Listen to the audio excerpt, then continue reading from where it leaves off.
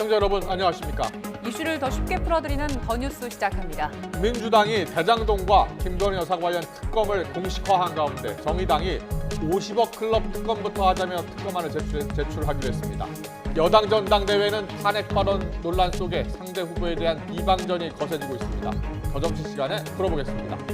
김정은 북한 국무위원장의 둘째 딸 김주애가 기념 우표에도 등장했습니다. 최근 북한 주요 행사에 존재감을 과시하고 있는 김주애. 정말 후계자 띄우기일지 아니면 다른 의도가 있는 건지 다양한 가능성을 전문가와 함께 짚어보겠습니다. 먼저 오늘의 주요 뉴스부터 보시겠습니다. 튀르키예와 시리아에서 강진으로 숨진 사람이 3만 7천 명을 넘어섰습니다. 지진 발생 일주일이 넘어가면서 생존자들도 추위와 배고픔으로 인한 2차 재난 위기를 겪고 있습니다. 국내에서는 지진 피해를 돕기 위한 구호물품 기부가 줄을 잇는 가운데 사용하기 어려운 물건을 보내는 경우가 많아서 눈살을 찌푸리게 하고 있습니다. 구호품보다는 쓰레기에 가까운 물건도 있어서 운정의 손길마저 빛을 발하게 하고 있습니다. 특검법 통과에 열쇠를 진 정의당이 이른바 50억 클럽의 인물 수사에 국한하는 대장동 특검 추진을 공식화했습니다. 민주당은 여전히 김건희 여사 주가 조작 의혹과 관련한 특검도 함께 추진해야 한다며 정의당의 협조를 요청했습니다. 검찰이 구속기간 만료로 불구속 상태에서 재판을 받고 있는 김만배 화천대유 대주주에 대해 다시 구속영장을 청구했습니다. 대장동 개발로 거둔 범죄 수익 수백억 원을 빼돌리려고 한 혐의 등이 적용됐습니다. 공정거래위원회가 가맹택시의 호출을 몰아준 카카오 모빌리티에 과징금 257억 원을 부과했습니다. 공정위는 카카오 특유의 시장 지배력을 남용해 가맹택시를 우대했다고 지적했습니다. 해외에서 1조 원대 도박 사이트를 불법으로 운영한 범죄 조직원 30명이 무더기로 검거됐습니다. 온라인을 통해 개발자와 인출팀 등 하부 조직을 모집해 관리했는데 대기업 IT 부서 간부 출신도 가담한 걸로 확인됐습니다.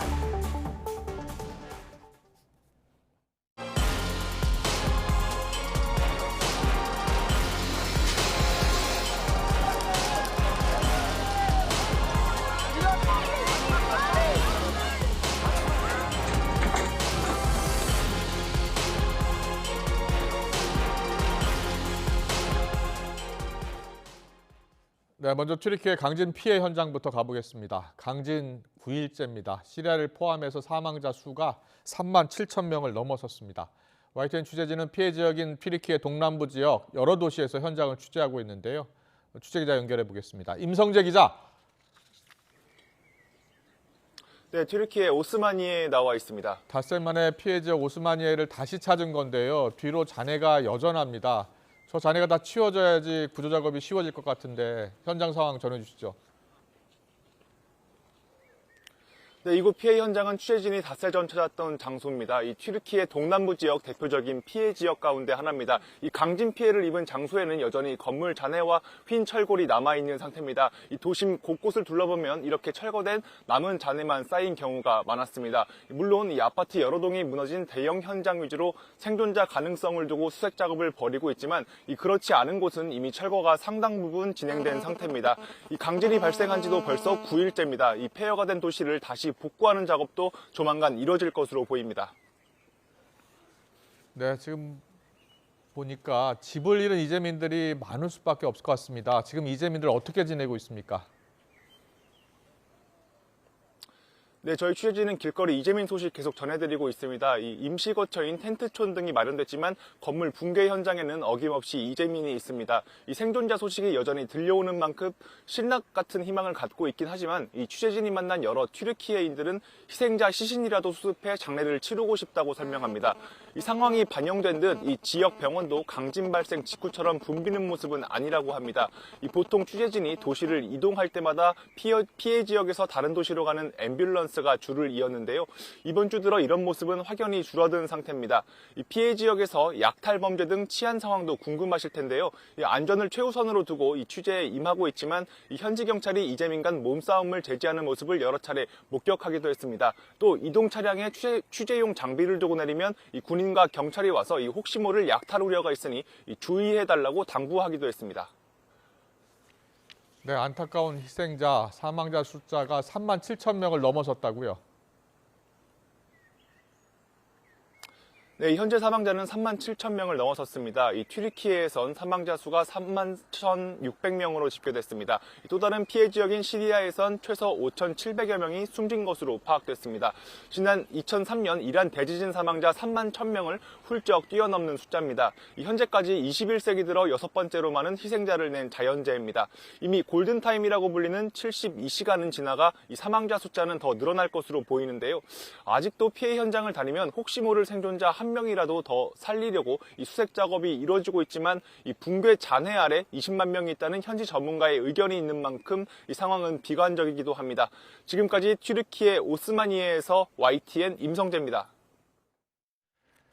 네, 기적 같은 생존자 소식도 전해지고 있습니다만 실제로는 생존자가 남아있을 가능성은 점차 작아지고 있습니다. 구조에서 생존자 구호로 그래서 무게중심이 옮겨지고 있습니다. 3천만 명 정도가 집을 잃고 추위와 배고픔에 시달리고 있기 때문입니다. 김선희 기자가 보도합니다. 금방이라도 쓰러질 듯 기울어진 건물. 주민들은 오늘도 철골로 뒤덮인 콘크리트 더미에 망연자실 서 있습니다. 거리에서 지낸 지 벌써 수일째. 가장 참기 힘든 고통은 희망이 없다는 겁니다. Yani iyi yerleşim yeri yapılsın, denetim yapılsın. Yani insan... Valla şimdi bugün artık 8. gün. Yani yine de Allah'tan umut kesilmez. Ben sanmıyorum şahsen yani. Şahsen. Evet. 일부 지역은 구조 작업이 취소되며 굴삭기로 잔해 제거 작업이 시작됐습니다. 아직도 간간히 생환 소식이 이어지고 있지만 잔해 철거 대상 지역은 점점 늘고 있습니다. 알레포를 찾은 UN 구호 사무총장은 지진의 구조 단계가 막바지에 왔다고 말했습니다. Zones of the earthquake is at the rescue phase and is dragging live people out from the rubble and finding those who died in the rubble. That's coming to a close. 카흐라만 마라슈의 7개 지역에서 구조 작업이 종료되는 등 이제 매몰자 구출보다 생존자들 지원에 초점이 옮겨가고 있습니다. 하지만 튀르키예와 시리아를 합쳐 여전히 약 3천만 명이 집을 잃고 추위와 배고픔, 약탈의 위험에 시달리고 있습니다. 특히 위생에 취약하고 물이 부족한 시리아는 콜레라 같은 수인성 전염병이 창궐하며 2차 재난으로 최악의 상황에 내몰리고 있습니다. YTN 김선희입니다. 튀르키예 시리아 지진 피해 희생자를 추모하고 복구 지원을 촉구하는 국회 차원의 결의안이 채택됐습니다. 여야는 오늘 오전 본회의에서 재석 229명 가운데 찬성 228명으로 이 같은 내용의 결의안을 가결했습니다. 또 지진 피해 복구를 위해 국회의원 2월 수당에서 3% 상당액을 의원금으로 내기로 뜻을 모았습니다. 대지진으로 전기는커녕 물도 쓰기 어려운 튀르키예를 위해서 전국에서 구호 물품 기부가 이어지고 있습니다. 그런데 일부 물품 가운데에는 당장 버려야 할 물건들도 있어서 눈살을 찌푸리게 하고 있습니다. 자세한 상황을 취재기자 연결해 알아보겠습니다. 황보혜경 기자. 네, 인천에 있는 국제 물류업체에 나와 있습니다. 네, 그곳이 튀르키예로 보내는 구호품이 모이는 곳이라고요? 네, 구호 물품을 한가득 실은 대형 트레일러들이 전국 각지를 출발해 이곳으로 속속 모이고 있습니다. 지금 한눈에 보기에도 마당에 택배 상자가 가득합니다. 여기선 지금 택배 상자를 옮기는 작업이 한창입니다.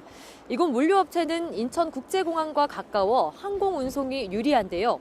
주한 튀르키예 대사관의 요청으로 지난 11일부터 전국 각지에서 튀르키예로 보내는 구호 물품을 취합해 현지로 보내고 있습니다. 현지가 지금 겨울인 만큼 외투나 핫팩과 같은 방한용품을 비롯해서 영유아용품, 기저귀와 같은 것들도 많이 포함되어 있습니다. 그런데 이렇게 마당 한쪽에는 보시는 것처럼 포장되지 않은 물건들도 가득 쌓여 있습니다. 이렇게 낡은 캐리어도 놓여 있습니다. 봉투 안을 자세히 들여다보니 때 묻은 옷가지나 낡은 모자, 그리고 짝을 잃어버린 여름 신발도 눈에 띕니다. 구호 물품이라지만 사실상 버린 물건이나 다름없는 수준입니다. 한국에 있는 튀르키예인 자원봉사자들은 매일 이곳을 찾아 물품 분류 작업을 돕고 있는데요. 고국에서 한국에 대한 이미지가 나빠질까 봐 튀르키예로 보낼 수 없는 물건들을 하나하나 골라내고 있습니다. 목소리를 직접 들어보시죠. 일단 한국 분들은 너무 많이 보내주셔서 너무 감사드리고, 그런데 가끔은 현지에 있는 피해자들이 못 쓸 것도 많이 있어요. 그런데 저희는 그걸 분리를 가끔 해야 되고. 빼낸 물품 가운데엔 언제부터 썼는지 알기 어려운 낡은 온풍기나 물기가 그대로 있는 전기 주전자 등 가전제품들도 있습니다. 지금까지 이곳으로 전달된 국내 구호 물품만 40톤 가까이 되는데 이 가운데 10% 정도는 못 쓰는 물건들이라는 게 물류업체 측 설명입니다. 그렇다고 전부 폐기물로 처리해버릴 수도 없어서 일단 쌓아두고 있는 건데 시간이 갈수록 업체 고민도 깊어지고 있습니다. 주한 튀르키예 대사관 측은 현지 위생 상황이 좋지 않고 세척이 어려운 만큼 중고 물품을 보내는 건 자제해달라고 요청했습니다. 지금까지 인천국제물류업체에서 YTN 황보혜경입니다. 네, 정치권 소식 알아보겠습니다. 국민의힘 당대표 후보들이 오늘 부산에서 두 번째 합동연설회에 나섭니다. 집권 여당 전당대회에 대통령 탄핵과 당정 일체론이 등장하면서 과열 양상도 보이고 있는데요. 한편 야권에서는 특검 추진 움직임에 속도가 붙고 있습니다. 정치권 소식은 국회 취재기자 연결해서 들어보겠습니다. 김경수 기자. 네, 국회입니다. 네, 여당 상황 먼저 볼 텐데 차기 지도부 선거에 출마한 후보들 오늘은 부산에서 모인다고요? 네, 어제 제주에서 시작된 국민의힘 전당대회 권역별 합동연설회가 오늘은 부산에서 열립니다. 당대표 후보들과 최고위원 후보들이 전체 선거인단에서 19%를 차지하는 부산, 울산, 경남 당원 표심 잡기에 나섭니다. 오후 3시부터 진행되는 연설회를 앞두고 김기현 후보는 컷오프에서 탈락한 조경태 의원과 함께 등장하며 연대를 과시하기도 했습니다.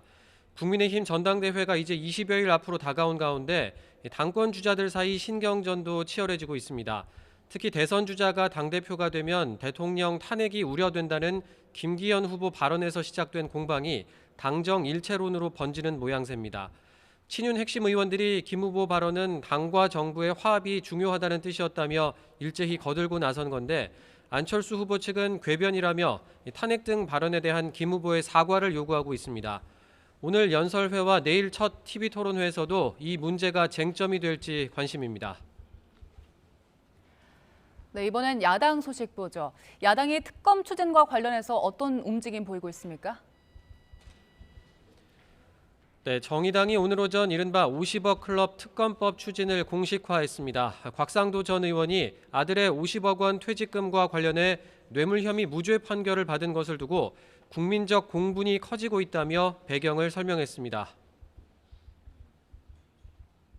우리 아빠는 왜 곽상도가 아닐까?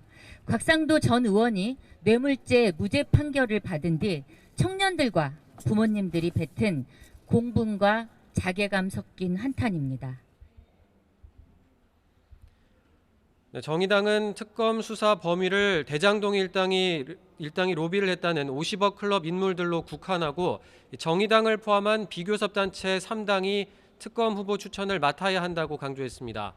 반면 더불어민주당은 50억 클럽을 포함해 대장동 의혹 전반에 대한 특검과 김건희 여사 주가 조작 연루 의혹까지 쌍특검을 하자고 주장하고 있는데요. 국민의힘이 김건희 여사 특검에 반대하는 가운데 민주당이 쌍특검 법안을 추진하기 위해선 정의당의 표결 협조가 필수적입니다. 앞으로 민주당과 정의당의 논의 과정도 관심이 쏠리는데 오늘 아침 박홍근 민주당 원내대표는 김건희 여사 특검은 국민의 명령이라며 정의당을 압박하기도 했습니다.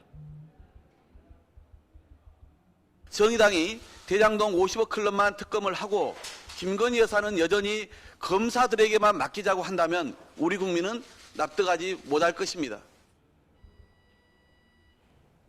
네, 그리고 민주당 정성호 의원이 수감 중인 이재명 대표의 측근들을 만났다는 언론 보도가 나왔는데 이에 대해서 정성호 의원은 어떤 입장 밝혔습니까? 네, 친 이재명계 좌장으로 꼽히는 정성호 의원이 수감 중인 정진상 전 민주당 대표실 정무조정실장과 김용 전 민주연구원 부원장을 찾아갔다는 언론 보도가 나왔죠. 검찰은 정진상, 김용 두 사람을 대장동 비리 사업자들과 이재명 대표의 연결고리로 의심하고 있는데요. 이런 상황에서 정성호 의원이 두 사람을 만나 이재명 대표를 둘러싼 수사 상황을 언급하며 이대로 가면 이 대표가 대통령이 된다는 회유성 발언을 했다는 겁니다. 그러자 정 의원은 오늘 국회에서 기자회견을 열어 면회를 간 건 맞지만 주로 구속 수사를 받는 상황에 대한 위로와 격려 차원의 대화를 나누었을 뿐이라고 설명했습니다. 또 과거 변호사로서 경험을 토대로 재판 준비를 철저히 하라는 일반적인 조언을 했는데 검찰이 언론 플레이를 한다고 비판했습니다. 개인적인 접견과 사담마저 불법적으로 언론에 흘리고 왜곡시켜 유죄의 낙인을 찍으려는 검찰의 시도는 결코 성공할 수 없을 것입니다. 반면 국민의힘은 정 의원이 입막음을 시도한 거라며 이래서 이재명 대표 체포 동의안 가결이 필요하다고 주장했습니다. 오늘 국회 교섭단체 대표 연설에 나선 국민의힘 주호영 원내대표도 민주당 정권 지난 5년 전체가 내로남불의 역사였다면서 이재명 대표를 겨냥했습니다. 박근혜 대통령을 청와대 정문을 나서는 순간에 수갑을 채워서 구치소로 보내자고 했습니다. 그랬던 이재명 대표가 자신의 온갖 의혹에 대한 정당한 수사조차 정치 탄압이라고 항변하고 있습니다. 주호영 원내대표는 불체포 특권 포기를 공약했던 민주당과 이재명 대표가 이를 지킬지도 국민이 지켜보고 있다고 강조했습니다. 지금까지 국회에서 전해드렸습니다. 대장동 개발 비리를 수사하는 검찰이 화천대유 대주주 김만배 씨에 대해 또 한 번 구속영장을 청구했습니다. 지난해 11월 구속기간 만료로 풀려난 지 2달여 만인데요. 취재기자 연결해서 자세히 알아보겠습니다. 나혜인 기자. 네, 서울중앙지방검찰청입니다. 네, 검찰이 김만배 씨의 신병을 다시 확보하려는 이유는 뭡니까? 네, 검찰이 김만배 씨의 구속영장에 적시한 혐의는 3가지입니다. 범죄 수익 은닉과 증거인멸 교사, 증거 은닉 교사 혐의입니다. 대장동 수사가 시작된 재작년 10월부터 지난해 11월까지 개발사업 관련 범죄 수익 340억 원을 수표로 빼 사명 오피스텔이나 대여금고에 숨긴 혐의가 대표적입니다. 검찰은 지난달 김 씨의 측근 화천대유 이한성 공동대표와 최우향 이사를 구속 기소할 때 은닉재산 규모를 275억 원으로 봤었는데 이번에는 70억 원 가까이 늘었습니다. 당시 김 씨는 측근들이 체포되자 극단적 선택을 시도하기도 했는데요.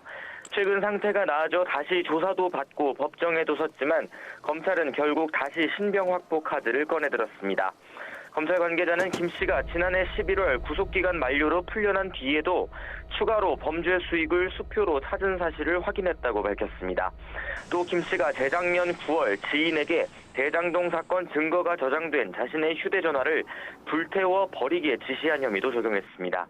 지난해 말에는 법원에서 대장동 수익을 처분하지 못하도록 추징보전 명령을 내리자 압류 집행에 대비해 역시 지인에게 142억 원어치 수표, 실물을 숨기라고 지시한 혐의도 포착했습니다. 검찰 관계자는 증거인멸은 죄질이 불량하고 중대한 범행이고 김 씨가 극단적 선택을 시도했던 점도 고려해 구속영장을 청구했다고 설명했습니다. 또 김 씨 자금을 추적하는 건 50억 클럽 수사를 본격화하는 의미도 있다고 설명했습니다. 김 씨 신병을 확보해야 각종 로비 의혹의 진상을 밝힐 수 있다는 건데 다만 이번에 영장에 담긴 혐의는 모두 대장동 수사가 시작된 이후의 범행입니다. 검찰은 지난주 김 씨가 곽상도 전 의원 아들을 통해 뇌물을 준 혐의에 1심 법원에서 무죄를 받자 항소심에서 이를 뒤집으려는 강한 의지를 내비치고 있습니다. 다만 검찰이 김 씨 신병을 다시 확보하려는 건 이재명 더불어민주당 대표의 수사와도 무관치는 않아 보입니다. 김 씨는 앞서 2차례 진행된 이 대표 소환 조사를 앞두고 검찰에 수차례 불려가 천화동인 지분 약속 혐의와 이 대표의 관여 여부를 강도 높게 조사받았습니다. 검찰은 이르면 이번 주 이재명 대표에 대한 구속영장 청구도 검토하고 있습니다. 지금까지 서울중앙지검에서 전해드렸습니다. 법원이 권오수 전 도이치모터스 회장 일당의 주가 조작 혐의에 유죄를 선고하면서 김건희 여사의 계좌도 시세 조종에 동원됐다고 1심 판결문에 적은 걸로 나타났습니다.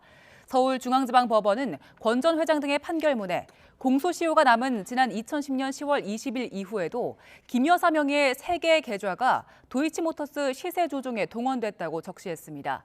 특히 재판부는 공소시효가 지난 1단계 시기에 이어 2단계까지 연속적으로 맡겨진 계좌는 김 여사 모녀 명의 정도밖에 없다고 밝혔습니다. 이는 1차 작전 시기인 2010년 5월 이후론 자신이 직접 계좌를 관리했다던 앞선 김 여사 측의 해명과 배치되는 판단입니다. 대통령실은 계좌 활용과 주가 조작은 다른 문제라고 해명했습니다. 대통령실은 입장문을 내고 추미애와 박범계 장관 시절 2년 이상 수사하고도 기소조차 못한 이유가 판결문에 드러나 있다며 민주당이 판결문 내용을 자의적으로 해석해 정치 공세용 가짜뉴스를 퍼뜨리고 있다고 반박했습니다. 대통령실 관계자 역시 YTN에 계좌 사용과 주가 조작은 다른 문제라며 오히려 이번 판결문으로 김 여사도 91명 투자자 가운데 1명이라는 게 분명해졌다고 말했습니다. 일제 강제징용 배상 문제와 관련해 한일 외교차관이 워싱턴에서 장시간 마주 앉았지만 이견을 좁히지는 못했습니다. 이에 앞서 한미일 외교차관은 북한의 핵 포기를 촉구하며 북핵 삼각 공조 강화를 재확인했습니다. 워싱턴에서 권준기 특파원이 보도합니다. 조현동 외교 1차관과 모리다 케오 일본 외무성 사무차관이 악수를 나눈 뒤 모두 발언 없이 회담을 시작했습니다. 한일 외교차관 회담은 예정됐던 1시간을 훌쩍 넘겨 2시간 반 동안 이어졌습니다. 핵심 의제는 일제 강제징용 배상 문제에 대한 이견 조율, 전범기업 대신 재단 기금을 조성해 피해자 배상에 나서는 방안을 논의했지만 결론을 내진 못했습니다. 논의가 길어졌다는 것은 또 결론에 이르지는 못했다는 얘기도 되니까 아직도 우리가 협의를 더 해야 될 것으로 봅니다. 일본 기업의 사죄 등 성의 있는 조치와 기금에 전범 기업을 포함할지 여부 등에서 접점을 찾지 못하는 것으로 알려진 가운데 구체적인 이견은 밝히지 않았습니다. 특정한 사안에 대해서 설명을 드리기는 좀 곤란하고요. 왜냐하면 우리뿐 아니라 지금 일본 측도 굉장히 지금의 동향에 대해서 민감해하고 조 1차관은 후쿠시마 오염수 방류와 관련한 국민적 우려를 전달했고 일본 모리 차관은 국제 기준에 부합하도록 노력하고 있다고 설명했습니다. 한일 차관 회담에 앞서 미 국무부에서 열린 한미일 3국 외교차관 회담에서는 북핵 문제에 맞서 삼각공조를 강화하기로 했습니다. 북한의 핵 포기를 촉구하면서 대화에 복귀할 것을 거듭 강조했습니다. Standing united, our nations will deter the DPRK and urge it to give up its nuclear weapons program and abide by its obligations under UN Security Council resolutions. 중국 정찰 풍선과 관련해 한일 외교차관은 영토 주권 침해에 단호히 반대한다며 미국에 대한 지지 입장을 밝혔습니다. 이번 주말 독일 뮌헨에서 한일 외교장관이 만날 가능성이 있어 강제징용 배상 문제와 관련한 이견을 좁히고 결론에 근접할 수 있을지 주목됩니다. 워싱턴에서 YTN 권준기입니다. 미국이 안전과 보안 위험을 일으키고 있는 미확인 비행물체 처리 등을 위한 범정부 조사팀을 구성했습니다. 백악관은 미확인 비행물체와 관련해서 외계 징후는 없다고 선을 그었습니다. 또 미국은 중국 영공에 정찰 풍선을 보냈다는 중국 측의 주장은 거짓이라고 반박했습니다. 이종수 기자입니다. 미국은 현지 시간 10일부터 4일 연속으로 미확인 비행물체를 격추했습니다. 미 알래스카와 캐나다 유콘, 미국과 캐나다 국경에 있는 휴로노 상공에서입니다. 중국 것으로 의심되는 풍선을 미 동부해안에서 격추한 지난 4일 이후 네 번째입니다. 미 백악관은 외부 조작 여부 등 격추된 비행물체들의 정체를 분석 중이라고 밝혔습니다. And while we have no specific reason to suspect that they were conducting surveillance of any kind, we couldn't rule that out. 격추 비행물체들은 외계인 또는 외계 활동과는 관련이 없다고 선을 그었습니다. I know there have been questions and concerns about this, but there is no indication of aliens or extraterrestrial activity with these recent takedowns. 미국도 자국 영공에 정찰 풍선을 운영하고 있다는 중국 주장에 대해선 거짓이라고 반박했습니다. There are no U.S. government balloons over the People's Republic of China. None. Zero. Period. 허비 백악관 전략소통조정관은 중국이 인민해방군과 연계된 정보 수집을 위한 고고도 정찰 풍선 프로그램을 갖고 있다고 거듭 강조했습니다. 백악관은 바이든 대통령 지시로 토니 블링컨 국무장관, 로이드 오스틴 국방장관 등이 포함된 미확인 비행물체 조사팀을 구성했다고 밝혔습니다. 그러면서 바이든 대통령이 처음으로 매일 관련 브리핑을 받기 시작했다고 덧붙였습니다. YTN 이종수입니다. 경의하는 김정은 동지께서는 사랑하는 자제분과 함께 열병대원들과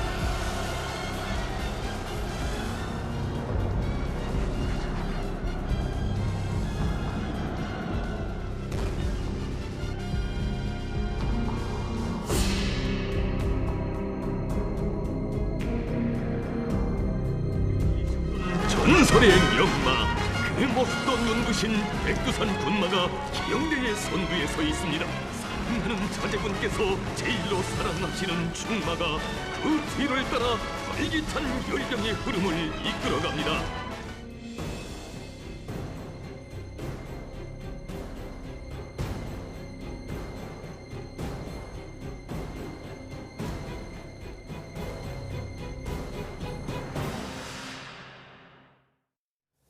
네, 저희가 영상으로 보여드렸는데요. 김정은 국무위원장의 둘째 딸로 알려진 김주애. 정말 김정은의 후계자가 될까요? 최근 북한의 주요 행사에 잇따라 등장하면서 특히 지난 8일 열병식에는 이른바 김주애 백마가 등장해서 주목을 받은 적이 있습니다. 네, 김주애가 10살 정도로 추정되는 어린 나이인데 존재감을 키우고 있는 북한의 진짜 의도가 무엇인지 김열수 한국군사문제연구원 안보전략실장과 자세하게 분석해 보겠습니다. 어서 오세요. 어서 오십시오. 안녕하세요. 네, 오늘 들어온 소식인데요. 북한이 이제 우표 발행하잖아요. 기념우표. 화성 17형 발사 성공 기념우표를 발행하는데 거기에 이제 김주애 사진이 담긴다는 겁니다. 어떤 배경, 어떤 의도가 있을까요? 김주애가 작년도 11월 18일 날 북한에서 화성 17형을 발사할 때 자기 네. 아버지하고 같이 현장에 있었고요. 그렇군요. 그 예. 현장에 있었던 것이 그때 당시에는 김주애가 하얀 패딩을 입고 있는 모습을 아마 시청자분들께서 기억하실 텐데요. 예. 오늘은 이제 그걸 기념하기 위해서 화성 17형의 성공적인 시험 발사와 함께 김주애 사진을 함께 실었다라고 보는데요. 그렇군요. 저는 두 가지 의미가 있다라고 봅니다. 하나는 대외적인 그 의미가 있고 하나는 대내적인 어떤 목적이 있다라고 생각하는데요. 네. 대외적으로 봐서는 이런 거죠. 그래, 나는 절대로 핵무기 포기하지 않고 내 후세, 다음 세대에서도 절대로 이 핵무기를 포기하지 않을 것이다. 그러니까 우리 핵무기 포기하라고 하지 말아라라고 하는 것을 대외적으로 이런 우표 발행을 통해서 보여줬다라고 보고요. 네. 대내적인 의미도 있다라고 봅니다. 대내적으로는 지금 이렇게 이 어린아이가 같이 화성 17형을 하는데 시험 발사 성공했는데 있는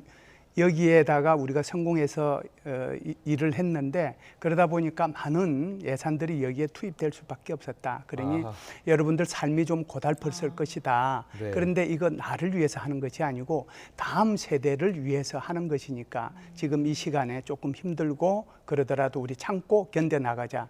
그런 대내적인 목적도 저는 있다라고 봅니다. 네, 두 가지 목적 분석해 주셨는데 처음에 김주애가 등장했을 때만 해도 뭐 후계 고도까지는 얘기가 안 나왔는데 네. 공식 석상에 벌써 5번째 모습을 비췄잖아요.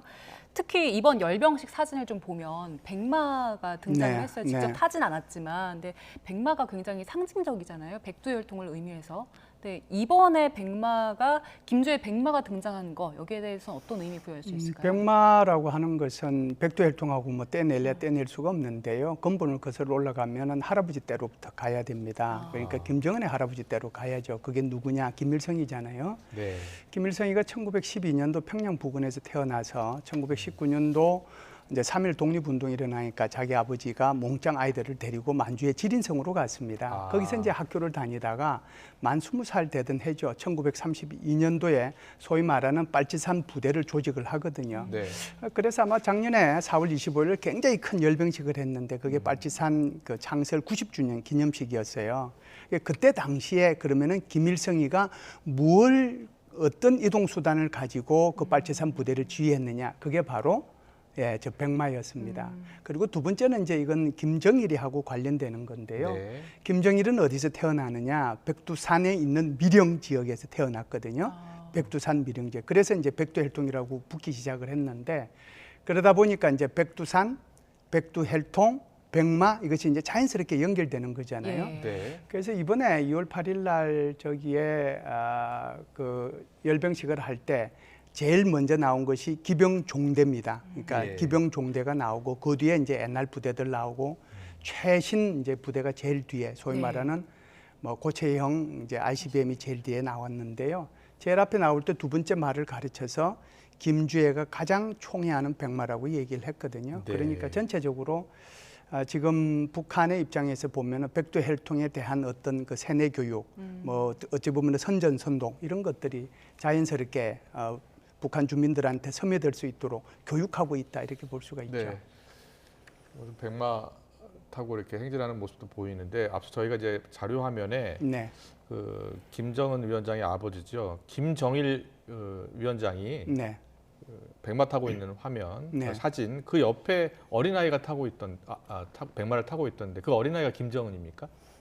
지금 김정일이 탈 때 예, 사진이 나왔습니까? 사진 옆에, 예, 네. 그리고 이 사진입니다. 아 그래요? 네, 그러면 저 사진이면 아마 저기가 김정일이고 김정은이고 아마 예. 그럴 겁니다. 그런데 저기가 이제 지금 사진이 공개된 거면 네. 자기 형인 김정철이가 아니고 본인인 김정은이라고 이제 나와야 되겠죠. 저기에 김정철을 내세워서 저 사진을 공개할 수 있는 건 아니거든요. 그렇군요. 저 사진으로 봤을 때 저 선글라스 쓰고 있는 아이가 김정은 위원장일 가능성이 높다. 네, 우리가 뭐 김정은을 사실상 이름을 아는 것도 김정은이가 거의 공식적으로 데뷔하고 난 상당히 뒤에 어렸을 때부터 공개를 하긴 했네요. 그렇죠. 저 사진 보니까. 그러니까 저걸 공개를 하긴 했는데 저렇게 타고 있는 모습을 공개를 했으니까 김주애도 두 번째 말을 자기 말이라고 얘기했잖아요. 예, 그러니까 그 말 타고 있는 모습도 필요하다라고 하면 그 공개가 저런 것처럼 될 수 있겠지요. 그렇게 백마를 후계 구도에 따라서만 태워줍니까? 아니면 이제 김씨 일가는 다 백마가 있는 겁니까? 제가 볼 때는 지금 김씨 일가 해봤자 몇 명 안 되잖아요. 네. 몇 명 안 되고 지난번에 이렇게 그 코로나19 때문에 러시아하고 북한 사이에 이렇게 이제 모든 교육이 이제 중단됐다가 새로 열어졌을 때 네. 제일 먼저 러시아에서 가지고 들어온 것이 바로 저 백마입니다. 그래서 아마 저 백마 중에 일부가 이번에 그 열병식 때 동원이 됐다라고 보고요. 그리고 네. 이제 저 백마는 제가 알고 있기로는 다른 사람은 이제 일반적으로 못 하는 거죠. 네. 저건 이제 백두혈통을 의미하는 거기 때문에 그래서 우리가 재작년 정도에 아마 그 사진을 보면 김정은이 그리고 이설주 그다음에 김여정 이런 사람들이 백두산 부근에서 아마 그 하얀 눈이 덮인 데서 거기서 질주하는 백마 타고 질주하는 지금 모습을 저 아마 화면입니까? 네 그렇죠 저거죠. 질주하는 아마 모습을 보셨을 텐데 그 백마 중에서도 김정은이가 타는 모습은 지금 앞부분이 정확하게 보이는지 모르겠는데 김정은을 상징하는 마크까지 달려 있거든요. 그러니까 저거는 아주 백마 혈통 뭐 이것은 굉장히 연계가 있다라고 봐야죠. 그래서 지금 저 사진들을 보면서 혹시 김주애가 정말 김정은 위원장의 후계자가 맞는지 이것을 놓고서 뭐 여러 가지 이야기들이 나오고 있어요. 근데 일단 뭐 국정원은 거기까지는 안 보고 있는 것 같고요. 어떻게 보세요? 저도 뭐 국정원 생각에 동의합니다. 예. 이제 사실상 작년도 11월 18일 날 처음으로 등장을 하고 난 뒤에 그리고 이제 27일 날 또다시 그 화성 17형 발사 성공한 사람들 격려하기 위해서 사진 찍을 때 또다시 데리고 갔거든요. 네, 네. 그리고 작년 12월 31일 날도 화성 12형하고 화성 17형 병기고 네. 그 탄약들을 보관한 병기고 시찰하는 모습에서 다시 데리고 갔고요. 그리고 1월 7일 날 북한군 장군 숙소에 갔을 때도 데리고 갔고 그리고 1월 8일 날 나왔으니까 예. 8번 나왔잖아요. 예. 그렇게 저 5번 나왔잖아요. 예. 그렇게 5번이 등장하는 과정 속에서 북한에서 이렇게 발표하는 내용들을 자세히 보면 예, 예. 굉장히 의미 있는 장면들이 있어요. 뭐 예를 들어서 이름을 부를 때도 이름은 안 부르고 네. 뭐 가장 좋아하는, 가장 존경하는, 가장 존귀하는 뭐 예를 들어 이런 식으로 부르고 사랑하는 자제분, 존귀하신, 뭐 그렇죠. 존경하는 분. 뭐 그렇죠. 그리고 이제 이렇게 카페트를 따라서 걸어갈 때 김정은하고 김주애는 같이 손잡고 중앙을 따라가고 그리고 이설주 자기 어머니인 이설주는 한 발 뒤에 물러서서 카페트의 끝부분을 따라서 걸어가는 아마 모습을 보셨을 거고요. 네. 또 하나 좀 특징적인 것은 장령들 그러니까 북한군 장군들이죠. 장군들 숙소에 가서 식사하고 사진 찍고 그럴 때 네. 김주애가 중앙에 있고 자기 어머니 아버지가 좌우측에 있고 그리고 그 뒤에는 장군들이 병풍처럼 도열해 있는 모습들도 있었고요. 그렇죠. 지금 저 주석단에 올라가 있을 때 말씀하시는 네, 겁니까? 그러니까 이제 주석단에도 물론 올라갔지만 그러면서 자기 아버지 아무리 뭐 거의 뭐 신과 같은 존재인데 북한에서는요 최고 존엄이죠. 네. 뽀를 그렇게 쓰담쓰담하는 모습도 보였거든요. 그래서 이것이 보면 백두 혈통에 대한 어떤 그 충성을 강요하는 그런 차원도 뭐 저는 있다라고 보고요. 아직까지 공식적인 후계 거기까지는 조금 더 확인해야 될 몇 가지들이 좀 남아 있다라고 저는 봐요. 몇 가지요? 네, 우선요. 지금 우리나라에서는 그 김주애가 2013년생이고 그리고 그 이름이 김주애라는 것도 알고 있잖아요. 이게 뭐 완전한 정보인지는 모르지만 그리고 이제 그 위에 가계도를 잠깐 보고서 설명해 주실래요? 예.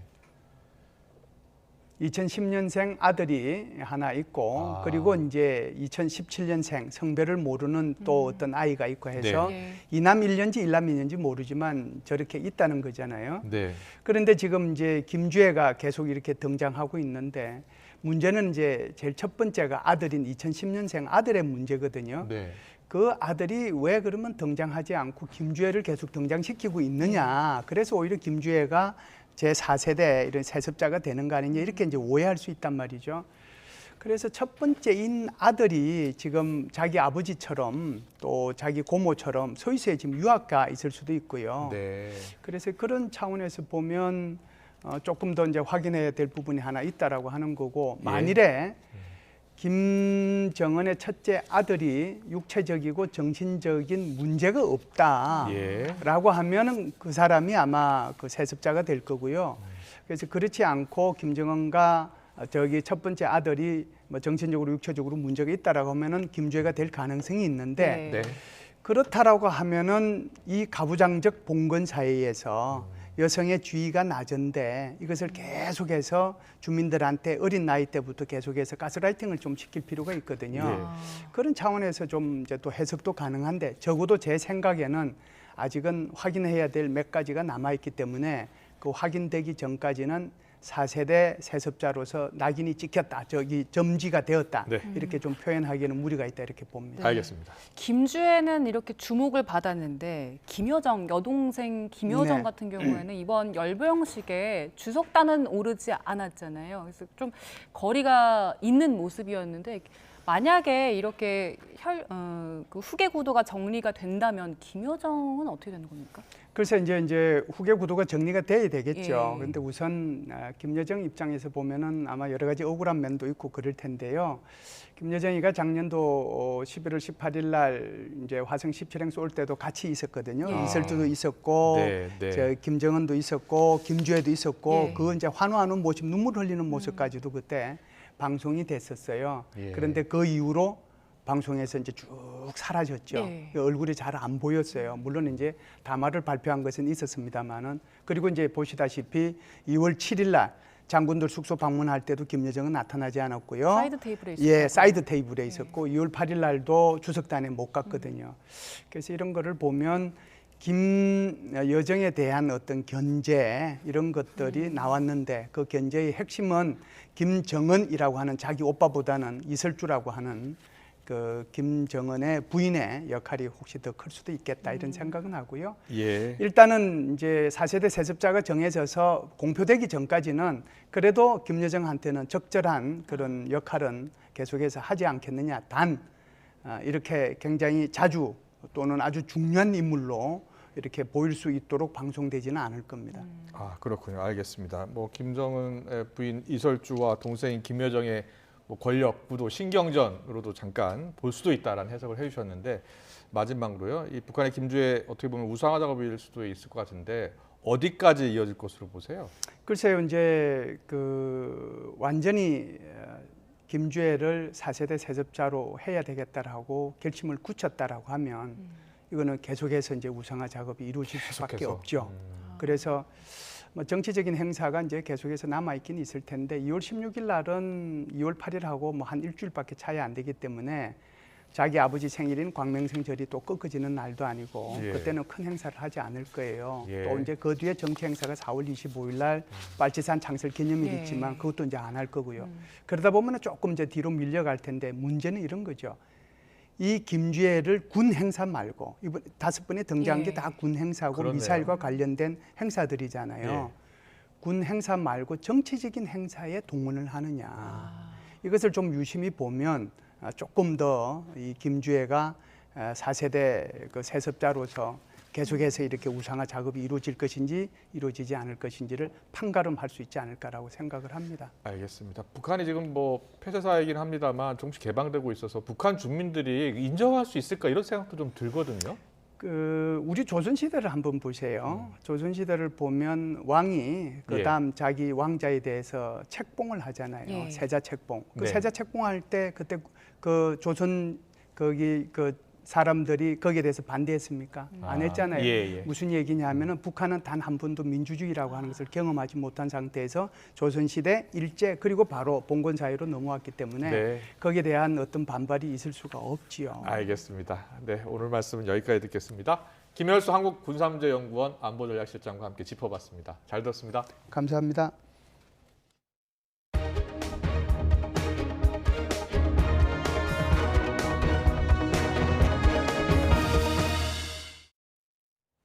네, 카카오 모빌리티가 가맹택시에 호출을 몰아줬다가 과징금 257억 원을 물게 됐습니다. 공정거래위원회는 일반 호출에서 비가맹택시를 차별하는 배차 알고리즘을 바로잡으라는 시정명령도 함께 내렸습니다. 취재기자 연결합니다. 이영원 기자. 네, 공정거래위원회 나와 있습니다. 네, 카카오 모빌리티가 가맹택시에 호출을 몰아줬다는 의혹 사실로 드러난 겁니까? 네, 공정위가 지난 2020년 관련 신고를 받은 뒤 3년 만에 조사 결과를 발표했습니다. 카카오 모빌리티가 지난 2019년 가맹택시인 카카오티블루 운영을 시작하면서 현재까지 가맹기사에게 호출을 몰아줬다는 겁니다. 특히 수익성이 낮은 1km 미만 단거리 배차는 제외하거나 축소해온 곳으로 조사됐는데요. 택시를 부를 때 주로 쓰는 카카오티 앱을 보면 호출비가 무료인 일반 호출이 있습니다. 이런 일반 호출은 가맹, 비가맹 구분 없이 같은 조건으로 배차해야 하는데 카카오 모빌리티가 가맹 택시를 우대했다는 겁니다. 초기에는 손님에게 도착하는 픽업 시간을 기준으로 호출 앱을 운영했었는데요. 승객 가까이 비가맹 택시가 있어도 6분 안에 도착할 수 있는 가맹 기사가 있으면 이를 우선 배차한 것으로 나타났습니다. 2020년 4월부터는 가맹 기사에게 유리한 수락률을 반영한 배차 알고리즘을 사용해 왔습니다. 카카오 모빌리티 측은 승객 편의를 위한 조치라고 해명했지만 공정위는 받아들이지 않았습니다. 수락률을 기준으로 하면 더 먼 거리에 있는 택시가 배차돼 승객이 기다리는 시간이 늘어나 편익이 커진다고 보기 어렵다는 겁니다. 네, 이 가맹택시를 우대한 카카오 모빌리티에 대해서 제재가 결정된 거죠? 네, 공정위는 카카오 모빌리티의 시정명령과 함께 과징금 257억 원을 부과했습니다. 앞서 본 가맹택시 우대가 시장 지배력을 남용한 행위로 공정거래법을 위반했다는 건데요.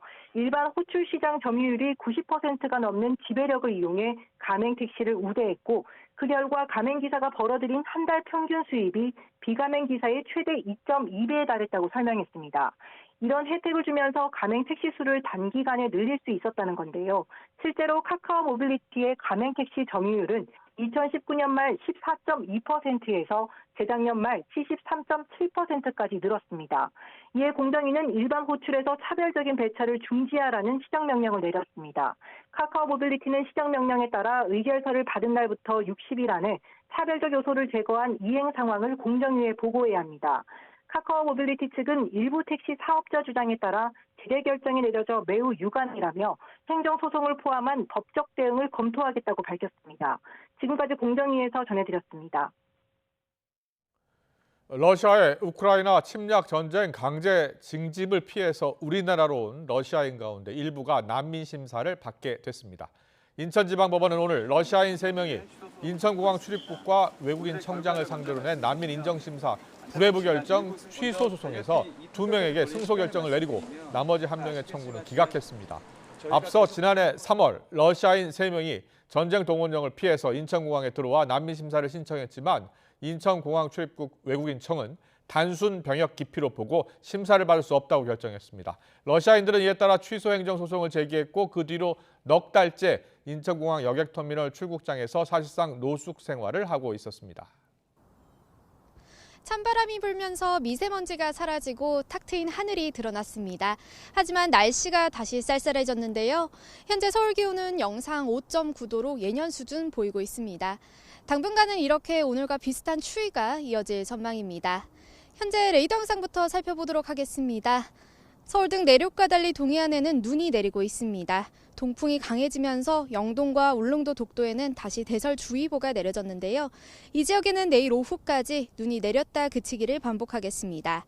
어제부터 지금까지 강원 산간에는 10cm 안팎의 많은 눈이 내렸는데요. 앞으로 영동 중남부에 10cm 이상, 그 밖에 동해안과 제주 산간에도 최고 8cm의 눈이 더 내리겠습니다. 계속해서 빙판길 사고 조심하시기 바랍니다. 내일도 서쪽 내륙은 대체로 맑은 가운데 예년 이맘때 겨울 추위가 이어지겠습니다. 내일 아침 기온 서울 영하 2도, 대전 영하 2도, 대구 영하 1도에서 출발하겠습니다. 내일 낮 동안에도 오늘과 비슷하거나 조금 낮은 기온을 보이며 쌀쌀하겠습니다. 서울 7도, 대구 6도, 부산 7도가 예상됩니다. 내일 아침부터 모레 아침 사이에는 제주도에 또 한 차례 눈비가 내리겠고요.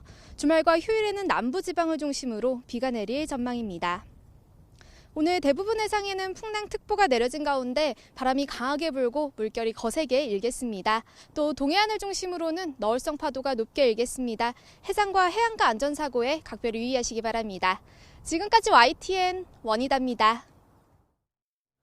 네, 민주당이 대장동과 김건희 여사 관련 특검을 공식화한 가운데 정의당이 50억 클럽 특검부터 하자며 특검안을 제출하기로 했습니다. 여당 전당대회는 탄핵 발언 논란 속에 상대 후보에 대한 비방전이 거세지고 있습니다. 잠시 뒤 더 정치 시간에 풀어보겠습니다.